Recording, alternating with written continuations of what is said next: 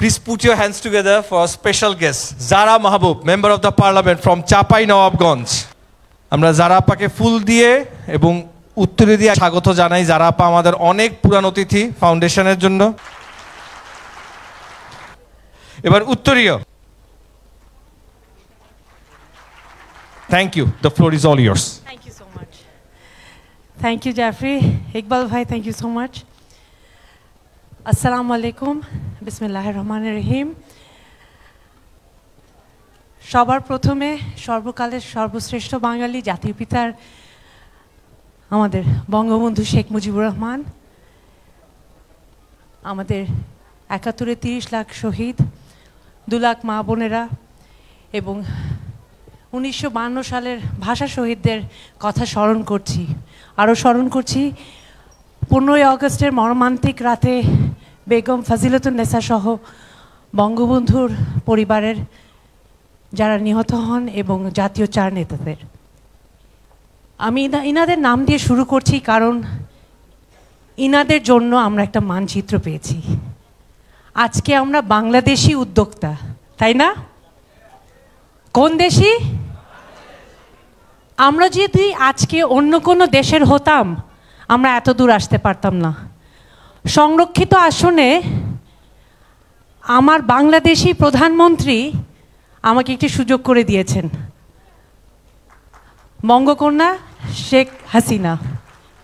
আজকে যদি আমরা পরাধীন থাকতাম, আজকে ১,০০০ জন ভর্তি হল ভরে ১,০০০ জন উদ্যোক্তার চেহারা দেখতে পারতাম না।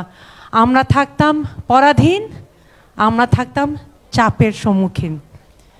এই জিনিসটা আমরা হয়তো বলে না, you take it for granted. When you have it for free and you don't have to fight for it, you take it for granted. এই জিনিসটা আমি যেমন সবসময় বলি, একটা অভাগা প্রজন্ম। আমরা ৭১ দেখিনি, আমরা ওই যুদ্ধটা দেখিনি, আমাদের বাবা মার যুদ্ধ। ওনাদের সাথে যখন কথা বলি, ওনাদের থেকে যখন গল্প শুনি, তখন বুঝি যে তারা কতটুকু ত্যাগ করে আমাদেরকে একটা স্বাধীন সার্বভৌম বাংলাদেশ দিয়েছেন। ওনাদের প্রতি শ্রদ্ধা জানিয়ে একটা তালি হয়ে যাক। জাফরি বললেন আমি সবসময় নিজের বলার মতো গল্পর সাথে থাকি, আছি।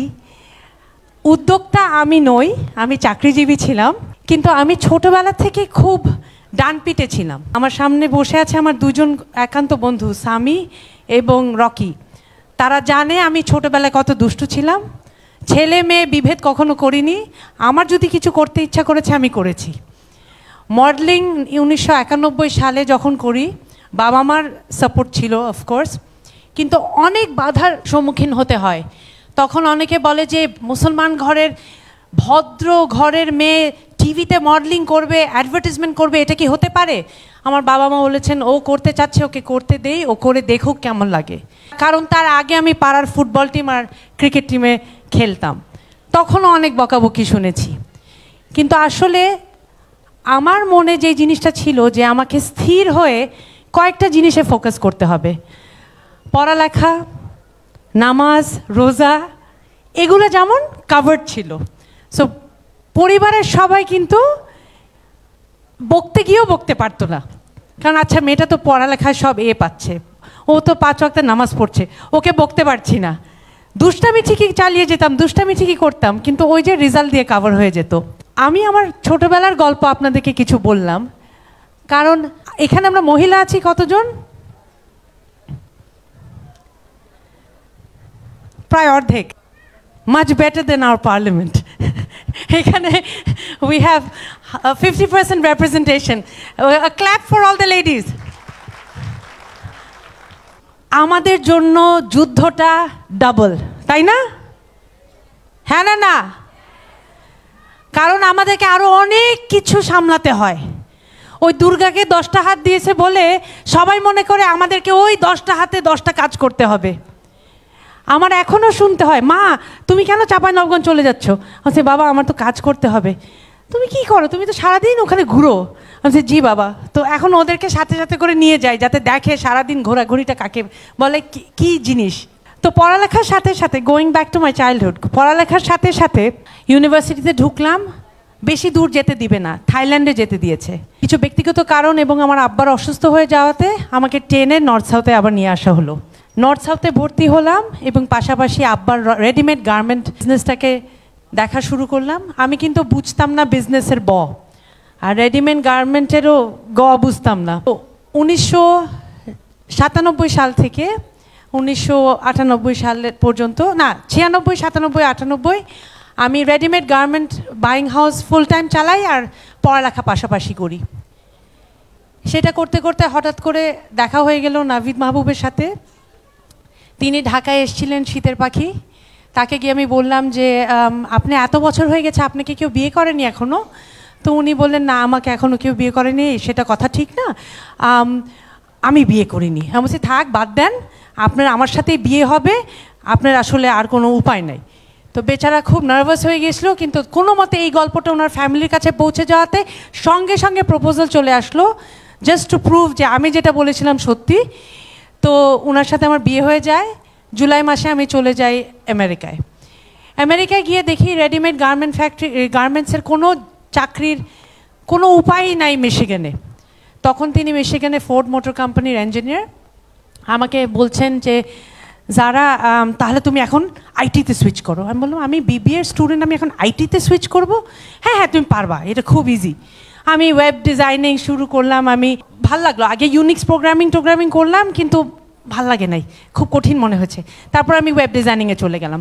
ওয়েব ডিজাইন করতে করতে আমার ইন্টারেস্টিং লাগলো, তো আমি ইন্টারনেট ডেভেলপ করলাম। তখন হঠাৎ করে একদিন এসে আমাকে বললেন যে যারা একটা কাজ করি, আমরা স্যান ডিয়েগো মুভ করি।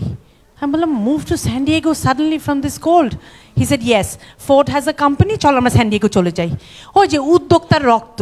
আমি ভেবেছিলাম কই যে একটা স্টেবল ম্যারেজে ঢুকছি, চাকরিজীবী হাজব্যান্ড, আমিও চাকরিজীবী, আরামসে চলতে পারবো না। রক্তের স্বাদ বাঙালি পেয়েছে, বুঝছেন না। আমরা চলে গেলাম ক্যালিফোর্নিয়ায়। 2 মাস যেতে না যেতে নাভিদ একদিন আমাকে, আমিও চাকরি পেয়ে গেছি ক্যালিফোর্নিয়া গিয়ে, আমাকে নাভিদ ফোন করে বললেন যে যারা আমার কোম্পানি শাটডাউন করে গেছে। 220 জনের কোম্পানি ওভার লাঞ্চ শাটডাউন করে গেছে। আজমান ভাই চলে গেলেন, ওনাদের 17 জনকে লে অফ করলে মিটিং মিছিল হয়, আর ওইখানে 220 জনের কোম্পানি আধা ঘন্টায় বন্ধ হয়ে গেছে। Ford pull the plug, so the company shutdown. তো আমি কি করব? আমি আল্লাহ মালিক, আমরা কি করব দেখা যাবে। আমি গাড়িতে উঠলাম। গাড়িতে উঠে যেতে যেতে, এই গল্পটা আমি অনেক সময় বলে থাকি, গাড়িতে যেতে যেতে হঠাৎ করে দেখছি একটা royal doulton dinner set 90% off sale দিয়েছে। তা আমি বাসায় যাচ্ছি নাভিদের কাছে, নাভিদকে সান্ত্বনা দিতে, কিন্তু যেতে যেতে আমি দেখছি সেল। সো গাড়ি থামায় আমি গিয়ে $2000 ডিনার সেটটা $200 কিনে ফেললাম। কিনে বাসায় যাচ্ছি, বাসায় ঢুকাচ্ছি যখন, নাভিদ আমার দিকে তাকিয়ে আছে। তুমি কি করছো? জি আমি ডিনার সেট কিনেছি। আমার চাকরি চলে গেছে, তুমি ডিনার সেট কেন কিনেছো? আমি জি আপনার একটা চাকরি গেছে, 10টা চাকরি আসবে, এই সেল তো জীবনে ফেরত আসবে না। সত্যি কথা, নাভিদের আরও 5টা চাকরি হয়েছে তারপর 2011-তে উনি স্বেচ্ছায় চাকরি ছেড়ে দিয়ে ফুল টাইম কৌতুক অভিনেতা হয়ে গিয়েছেন। আপনারা নাভিদ মাহবুবকে চেনেন? নাভিদস কমেডি ক্লাবের নাভিদ মাহবুব, উনি হচ্ছেন হাস্যকর উদ্যোক্তা। কৌতুক অভিনেতায় যে উদ্যোক্তা হয় আমরা এই প্রথম দেখলাম। সব কিছু ফেলে দিয়ে উনি মানুষকে হাসাচ্ছেন, আর বাঙালি হাসানো কিন্তু অনেক কঠিন, আর ব্যারিস্টার সুমন থাকলে তো আরও বেশি কঠিন। আর চিন্তা করেন, এটা করে আমরা আমাদের জীবনযাপন করছি। তো ইন দ্য মিন টাইম উনি হজে গেলেন। হজ থেকে ফেরার পথে ঢাকায় আসলাম। তখন নাভিদ বললেন যে যারা কি করব? আমি চলেন আমরা বাংলাদেশে একটা কমেডি ক্লাব খুলি। তখন যে তোমার কি মাথা খারাপ হয়ে গেছে, বাংলাদেশে কমেডি ক্লাব খুলবো? আমি শুনেন না, আমেরিকাতে অনেক কমেডি ক্লাব আছে, বাংলাদেশে চলেন আমরা এই যান্ত্রিক জীবনে মানুষকে হাসাতে চেষ্টা করি। তখন উনি বললেন তুমিও পাগল, আমিও পাগল, চলো এটা করি। একটু পাগলামি না থাকলে আসলে হয় না। আমি তারপর ব্র্যাক ব্যাংকে চাকরি পেয়ে যাই, আর নাভিদ শুরু করেন ওনার কৌতুক অভিনয়ের জীবনযাত্রা। এই করতে করতে আমরা এত দূর এসেছি। কিছুদিন আগে পর্যন্ত আমি ফুল টাইম চাকরি করতাম, কিন্তু চাকরি করার পাশাপাশি আমি হেল্প চাপাই বলে একটা ইনিশিয়েটিভ শুরু করেছিলাম।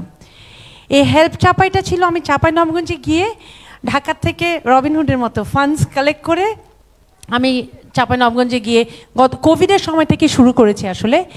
চাঁপাইনবাবগঞ্জে গিয়ে টিউবওয়েল, তারপরে ধরেন আপনার সদর হাসপাতালে অক্সিজেন সিলিন্ডার, বিভিন্ন আমরা প্রায় 1.5 কোটি টাকার মতো কাজ করেছি 2.5 বছরে। এই করতে করতে আমি দেখলাম আমার আসলে দেশের মাটির গন্ধ পেয়ে গিয়েছি। ওই গন্ধ কিন্তু আর কোথাও দুনিয়ার পাওয়া যায় না। ওই খুশবু পেয়েছি যখন, আর ওই ল্যাংরামের খুশবু মাথা ঘুরিয়ে যায় আসলে। তো ফেরত এসে বাই দ্যাট টাইম আমি মানে আমার চাচারা আছেন প্রেসিডিয়াম কমিটিতে আওয়ামী লীগের, আমার আব্বা অনেক প্রবীণ আওয়ামী লীগ নেতা, তো আমাকে ওনারা জেলা আওয়ামী লীগে ভরেন চাঁপাইনবাবগঞ্জে। সো রুট লেভেলে কাজ করছি, ভালো লাগছে খুবই। কিন্তু এই গত ফেব্রুয়ারি মাসে হঠাৎ করে 22শে ফেব্রুয়ারি আমি অ্যাকচুয়ালি 22শে ফেব্রুয়ারি না, প্রথম পয়লা বসন্ত 14ই ফেব্রুয়ারি আমি সংরক্ষিত মহিলা আসনের জন্য মনোনীত হই।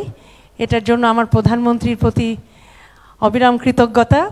উনি ভেবেছেন যে আমি চাঁপাইনবাবগঞ্জ এবং দেশের জন্য কিছু করতে পারবো।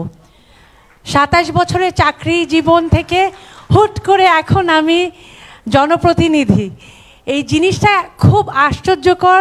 এখনও মনে হয়, কালকে পরশুদিন যখন বসেছিলাম সংসদে, মনে হচ্ছিল আল্লাহ আমি কি ইউনিভার্সিটিতে বসে আছি, সামনে headmistress, senior teachers and of course আমার সামনে এখন আমি দেখছি আমার সামনে আমার সিনিয়র নেতারা আছেন।